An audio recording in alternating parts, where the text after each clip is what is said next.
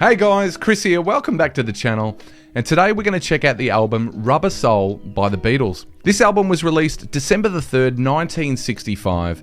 Some say this album was a pivotal evolution in the Beatles sound, showcasing folk, soul and rock influences throughout the record. This album is one of the most popular albums by the Beatles, so without further ado, let's check it out. Track number 1 on the album is the song Drive My Car. This song is such an energetic song with a driving bass line and playful lyrics. The song narrates a conversation where a woman aspires to be a star and says to the person that they can drive her car with some suggestive undertones to it. The song is super catchy and is one of the Beatles' most recognised songs. An interesting fact to the song is that George Harrison was the one that suggested the dual guitar and bass riff, and it was inspired by the Otis Redding song Respect, which gave the song quite a soul feel to it. Track number 2 is the song Norwegian Wood. This song has a mellow and introspective vibe to it and definitely has a folk influence. This song is said to have introduced the sitar to most of the Western world, with George Harrison playing it. The song was primarily written by John Lennon with a little bit of Paul McCartney. The composition and the sound in this song is really like nothing you've ever heard,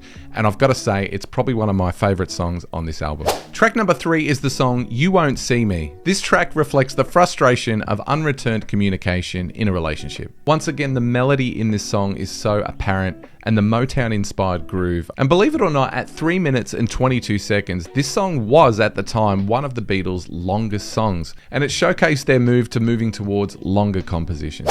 Track number 4 is the song Nowhere Man, and this song kicks off with some amazing harmonies, another really introspective song, and it delves into the themes of existentialism and self-identity. The song talks about a man who's disconnected from the world, living in his own mind, without any real engagement. This song was quite different for the Beatles at the time, as the song wasn't related to romance or love. Nowhere Man is a really great track and well worth a listen. Track number 5 is the song Think For Yourself. This song was written by George Harrison, and the song is driven by a fuzz bass, which actually contributes to the gritty sound of this song. This song was written about individualism and critical thinking, and its unique sound sets it apart on the album. The song's composition is actually quite interesting. It blends a G major chord with a G minor chord, reflecting the introspective nature of the song. 5 tracks in, and there's so much diversity in each of these songs so far. Track number 6 is the song The Word, and this song was almost a precursor to the Flower Power movement. This song emphasizes love as its main theme, and its upbeat rhythm and its repetitive chorus convey a message of unity and peace. This song is said to be one of the Beatles' earlier explorations into psychedelic music and has a super positive vibe to it. Track number 7 is the song Michelle. This song is a soft ballad that has French lyrics in it and has a romantic feel. The melody on this song originated with Paul McCartney's experimentation into fingerstyle picking guitar, inspired by the Chet Atkins technique. And this song was so widely respected that Paul McCartney won the Grammy for Song of the Year in 1967 for this song. Michelle is a really stunning piece of music. Track number 8 is the song What Goes On, and this song straight away, you listen to it, it almost has a country feel to it. Apparently John Lennon wrote this song with his time with the Quarrymen in the 1950s, and it was shelved until the recording of this album. However, John, Paul and Ringo are all credited as songwriters on this track. This song definitely has a country groove and a country twang to it, and is super upbeat and catchy. Track number 9 is the song Girl, primarily written by John Lennon. This song is often regarded as one of John Lennon's most introspective songs. This song delves into the themes of love, desire, and the complexities of relationships. This song vocally and instrumentally has such a rich and textured sound to it, and similar to the other songs we've heard so far, is such a unique sounding song. Track number 10 is the song I'm Looking Through You, primarily written by Paul McCartney. Apparently this song was inspired by a disagreement that Paul had with his then girlfriend Jane Asher. The song reflects Paul's disillusionment and the fact that he felt his partner has changed. Musically, the song is a blend of folk, rock and pop, and at the time this song received critical acclaim for its lyrical depth and musical sophistication. Another unique and really well put together track on this album. Track number 11 is the song In My Life, and this song is definitely a standout on this album. The song was written by John Lennon and Paul McCartney, but to this day it's unclear who came up with the melody. This song is a nostalgic ballad reminiscing on past experiences, and the vocals and the musical composition in this song are really just perfect.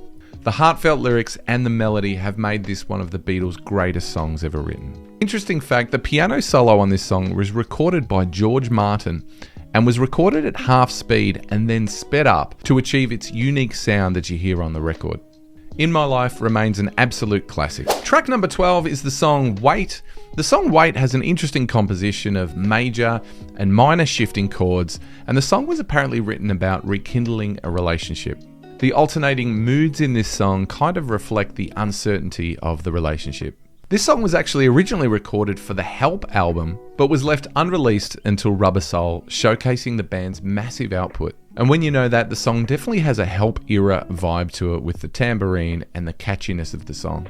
Track number 13 is the song If I Needed Someone, written by George Harrison. This song is notable for its Byrds-inspired guitar riff and harmony-laden vocals. The song is about hypothetical love and expressing interest in someone with a sense of reservation and hesitation. George apparently dedicated this song to Patty Boyd, who he was dating at the time. Track 14 and the final song on the album is called Run For Your Life. This song is a fast-paced rockabilly style song with some dark lyrics about jealousy and possessiveness. And John's vocal delivery on this track adds a little bit of an extra menace to the track. And John Lennon later expressed some regret about this song, saying he regretted the misogynistic tone of this song, saying it was one of his least favourite Beatles songs. Musically though, the song fits perfectly with the album. It's catchy, it's upbeat, and it's a great track to finish off. So to be honest, and upon reflection on listening to this album, it's a really great listen. I think the songs are all easily accessible, but there is still such a diversity to each of the songs. There's definitely a blend of pop, rock, and folk on this album, but when you know where this album sits in the Beatles' discography,